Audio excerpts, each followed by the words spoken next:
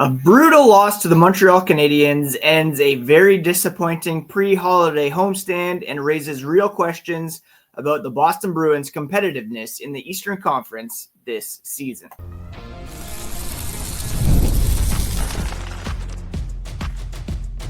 You're Locked On Bruins, your daily podcast on the Boston Bruins, part of the Locked On Podcast Network, your team every day. What is up, Bruins fans, and welcome back to the Locked On Boston Bruins podcast, part of the Locked On Podcast Network, now the #1 sports podcast network. I'm your host, Ian McLaren, and I am a lifelong Boston Bruins fan who's been covering this team and the NHL for various outlets for nearly 20 years. On today's episode, we are going to discuss the storylines, the stats, and the significance of last night's 6-2 loss to the Montreal Canadiens and what it means in the context of a very disappointing homestand, as well as the picture for this season overall. The Bruins falling in the Eastern Conference standings. Up next is a road trip that begins against a red-hot Buffalo Sabres team. Hopefully the Bruins get some rest over the break because they are going to need it going into January. I do want to thank you for making Locked On Boston Bruins your first listen every day. And today's episode is brought to you by FanDuel. If you want to be right in the middle of the action this season, visit FanDuel.com and place your NFL live bets every football game day. So yesterday, we talked about how Nikita Zadorov, David Pastrnak were pumping this game up as a must-win, as an important game in the season. They had lost 3 in a row heading into last night, a 1-2-1 record on their 5-game homestand heading into the holiday break, and they had an opportunity to go head-to-head with a longtime rival in the Montreal Canadiens. This game did have a fiery start, but the wheels came off the bus in a huge way for the Bruins, and they eventually lost by a score of 6-2. It was a very entertaining first couple of periods, including a spirited tilt between Nikita Zadorov and Arber Xhekaj.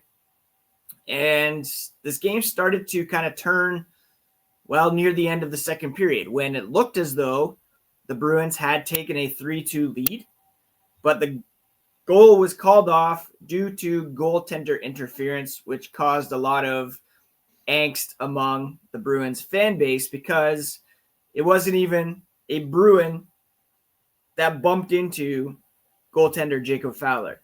What really happened, though, I was watching the TSN broadcast, and of course they were agreeing that it was goaltender interference and agreed with Marco Sturm's non-challenge because basically David Pastrnak was in the blue paint.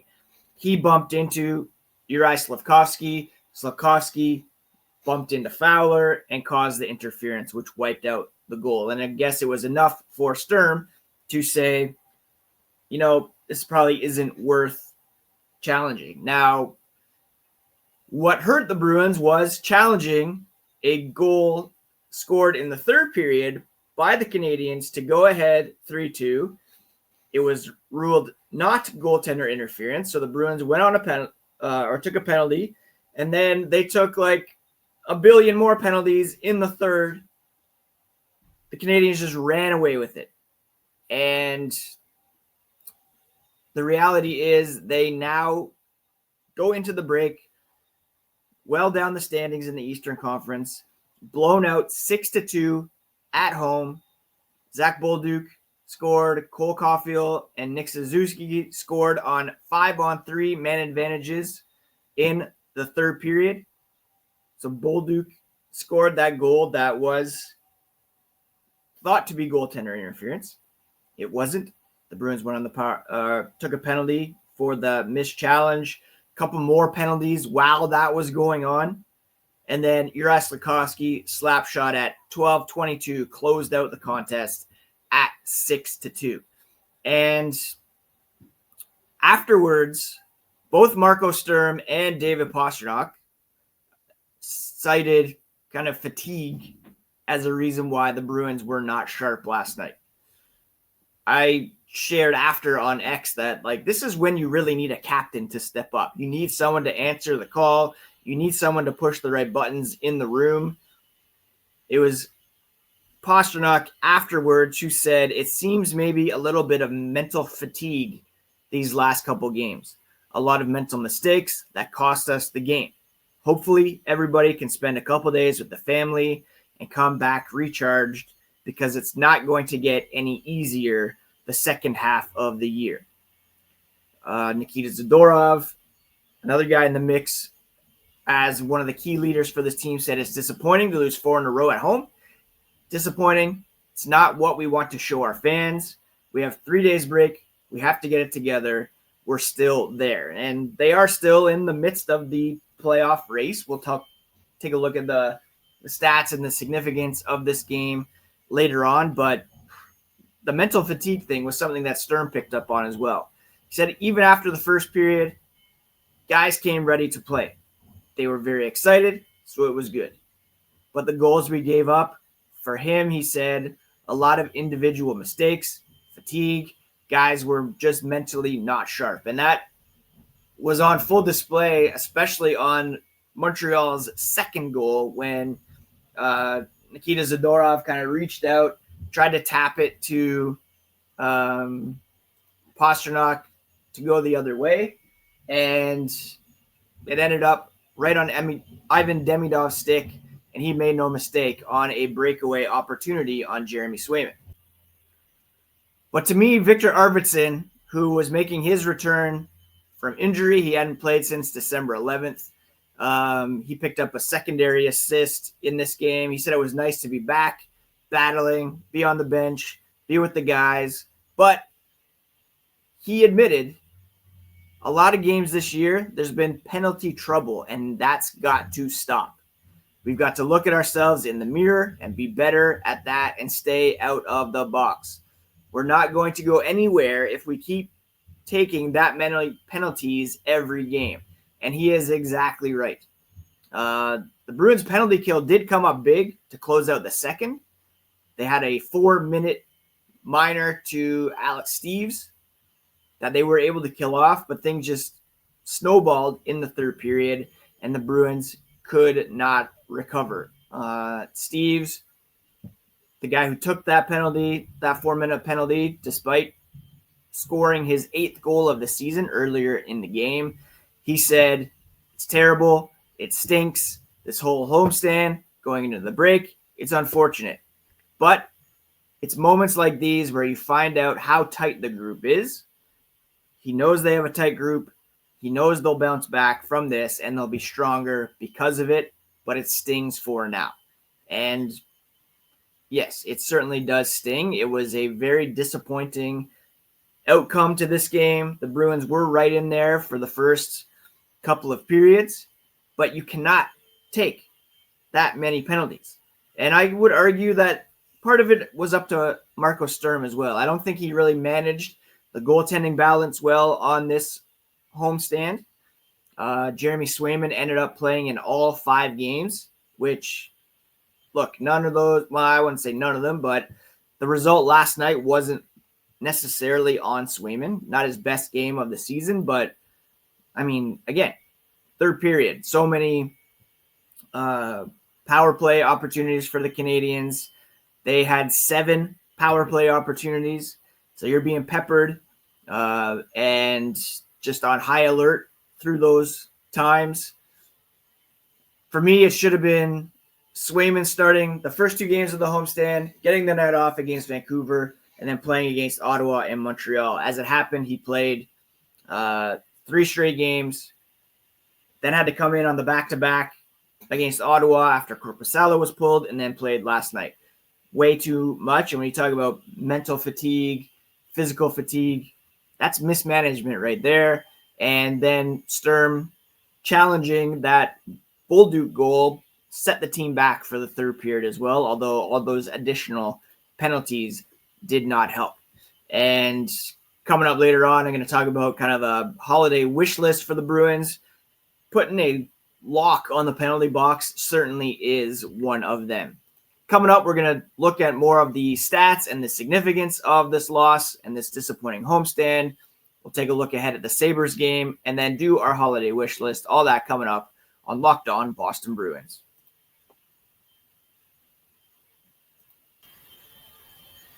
NFL Sundays move very fast. One big play and suddenly everything feels different.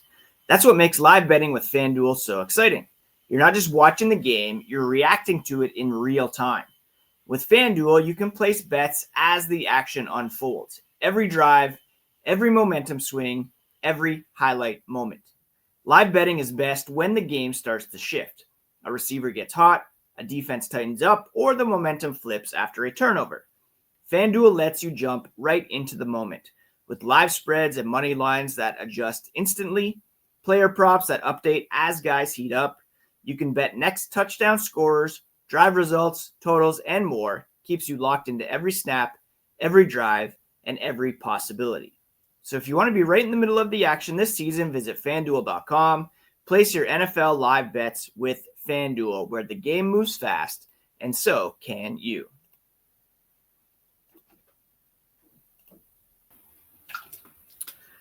Thank you again, friends, for making Locked On Boston Bruins your first listen every day of 2025. And thank you for making Locked On the #1 sports podcast network.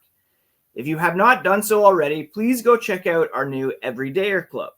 You get access to an ad-free audio feed for Locked On Boston Bruins, which is compatible with Apple Podcasts, Spotify, and other major podcast apps like Pocket Casts. That's what I use. You also get an invite to the members-only Locked On Everydayer Club Discord server, which includes a group chat just for listeners of this show. Go to lockedonbruins.supercast.com or tap the link in the show notes to learn more. Now, Victor Arvidsson was spot on in saying that the Bruins have to stop taking so many penalties. And it's not just a this season problem either. They have been the most penalized team by far dating back to the beginning of 2024-25. 120 games played, 1,323 penalty minutes, which is an average of 11 minutes penalties per game. The next closest team is the Calgary Flames at 1038. They have taken 510 penalties.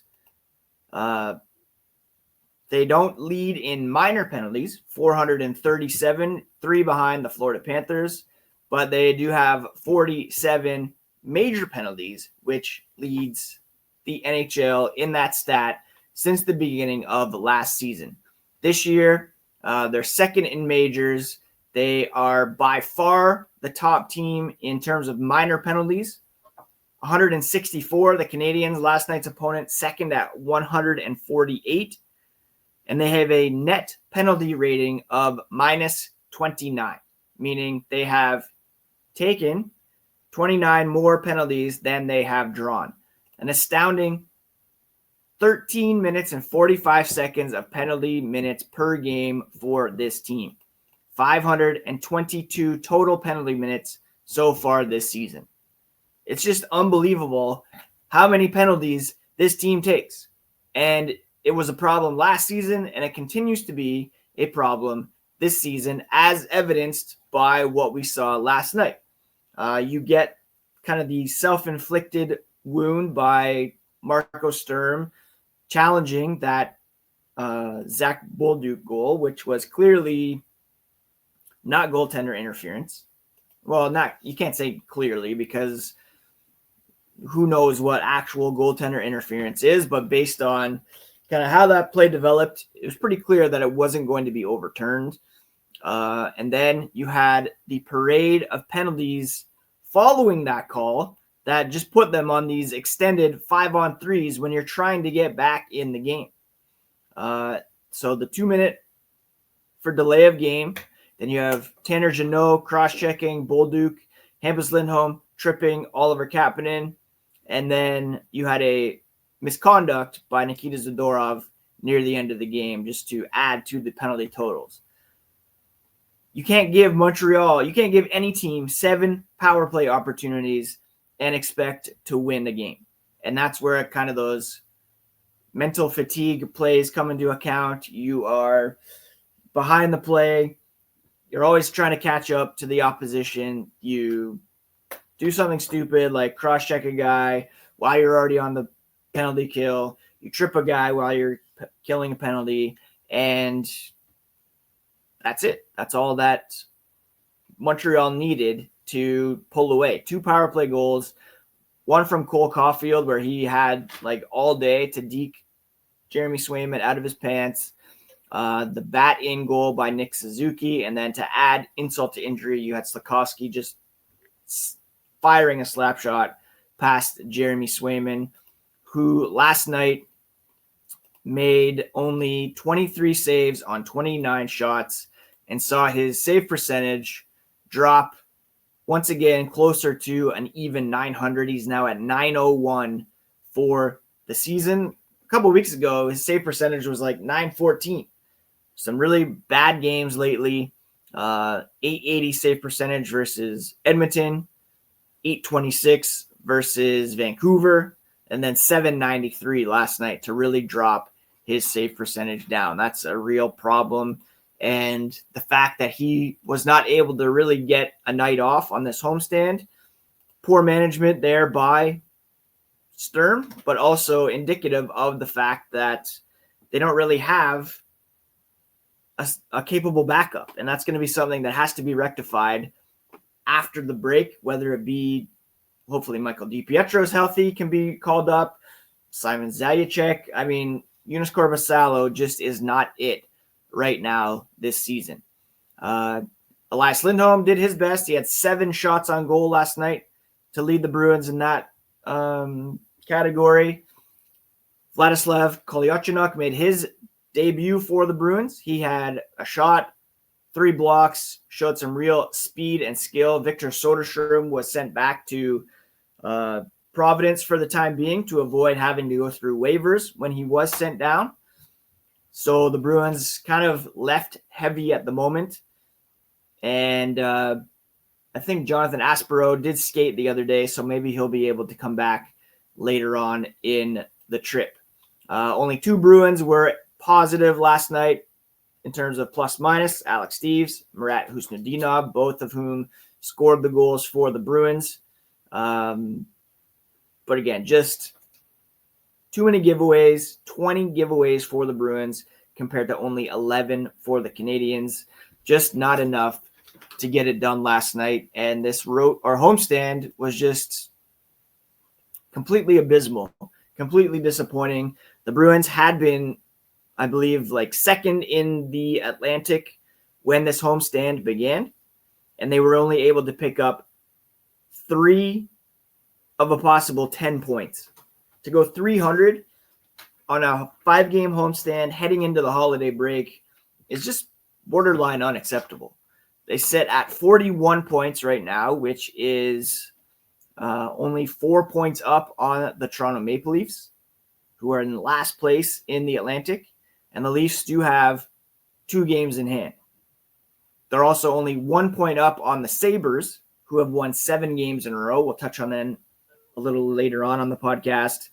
But the Sabres have 2 games in hand. So if you go to point percentage right now in the Atlantic, the Bruins are in 7th. Not too long ago, they were 2nd. If you go to the Eastern Conference as a whole, there's only 1 team at 500, 0 teams below 500. The Bruins are currently 13th in the East with a point percentage of .539. The Rangers, 538. The Maple Leafs, 514. The Blue Jackets at an even 500. Goal differential, the Bruins were positive just a few days ago.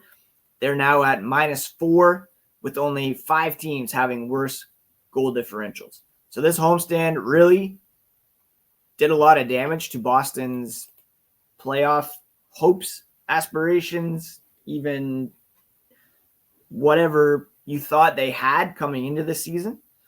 I was really starting to believe in this team after some good wins to begin December. They beat the Blues, the Devils, the Blues, the Jets, even Utah to begin this homestand, but then 3-1 loss to the Oilers. Can't complain too much about that with Connor McDavid and Leon Draisaitl playing out of their minds lately. But the loss to Vancouver, you can't have that. They're one of the worst teams in the NHL this season. And then back-to-back 6-2 losses on home ice to teams that you are directly competing with in the Eastern Conference in Ottawa and Montreal. That's just completely deflating and really eliminates much confidence in the Bruins being competitive in the 2026 portion of the regular season. They do come out of the break with a 5-game road trip that begins on Saturday in Buffalo. It will see them go to Calgary, Edmonton, Vancouver, and Seattle. Coming up after the break, we'll do a quick preview of the Sabres game, and we will also do a quick holiday wish list. All that coming up here on Locked On Boston Bruins.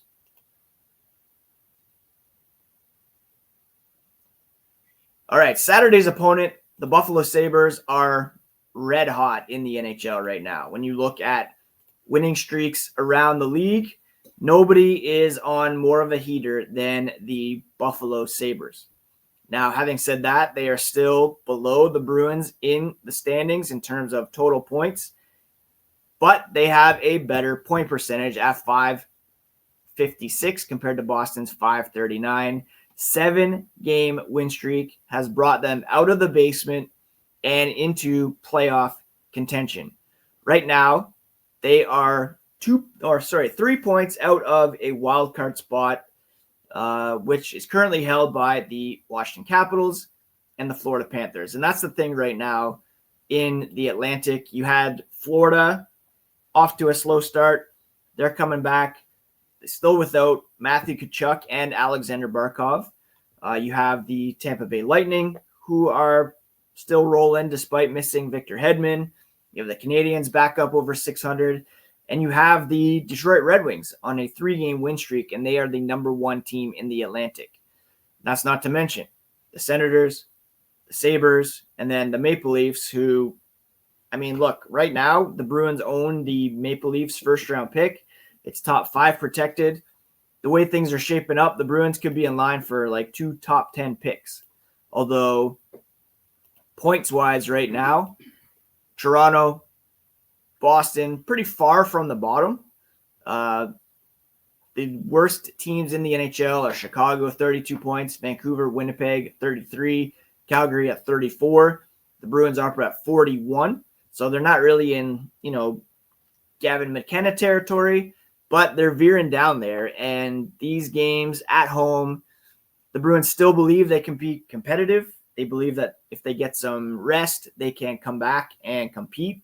But this game against Buffalo in Buffalo is going to be a real, I don't want to say must win because every game right now is so important, but they're going to need to make a statement. If they come out and are embarrassed once again by a lopsided score of 6-2, then things could become pretty bad pretty quick for this team.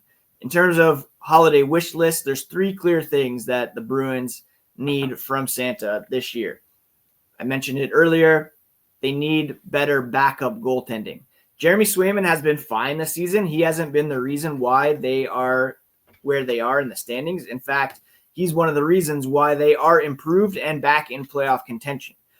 But while he is the starter, he can't play every night, and he needs a break every now and again. Jonas Korpisalo's 880 save percentage is just abysmal, or 88% save percentage is very bad. You can't trot out a goaltender and have him put up those numbers in today's NHL.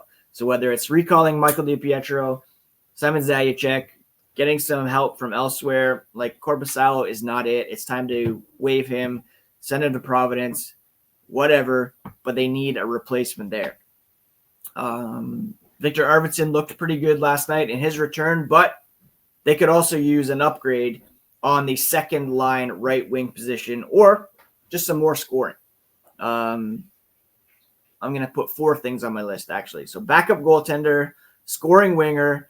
I saw on The Athletic today, Chris Johnston still floating the possibility of Kiefer Sherwood to the Bruins. He fits their mold. Bruins aren't going to be renting coming up here at the trade deadline. Kiefer Sherwood is a pending unrestricted free agent. If they can work out a contract extension and it doesn't cost them one of their firsts, sure, go for it. If they can sign him at a decent deal, like less than what Morgan Geekie is making, for sure. So that's a possibility there. They also need some help on defense. Right-hand shot defenseman, top 4. They really need to find, not just for this season, but for the long-term future of this team.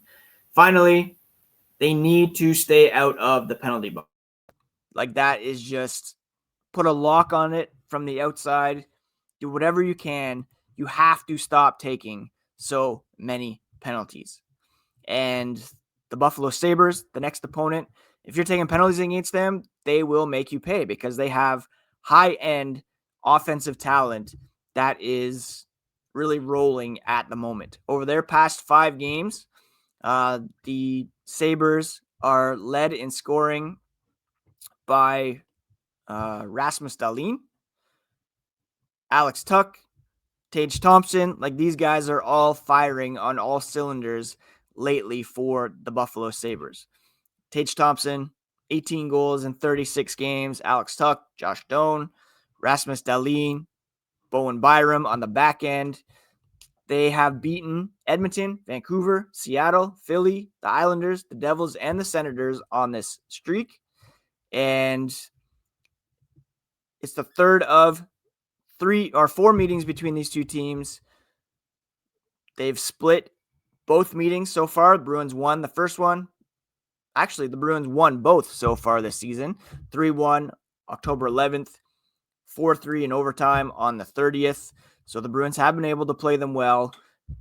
But Alex Lyon, who we remember from the Florida Panthers series a couple years ago, .907 save percentage. He has been great for the Sabres lately, and it's got to be a statement game that the Bruins come out and really take it to the Sabres and show them they're the team that belongs in the top and not Buffalo, who's been down near the bottom for the last decade and a half.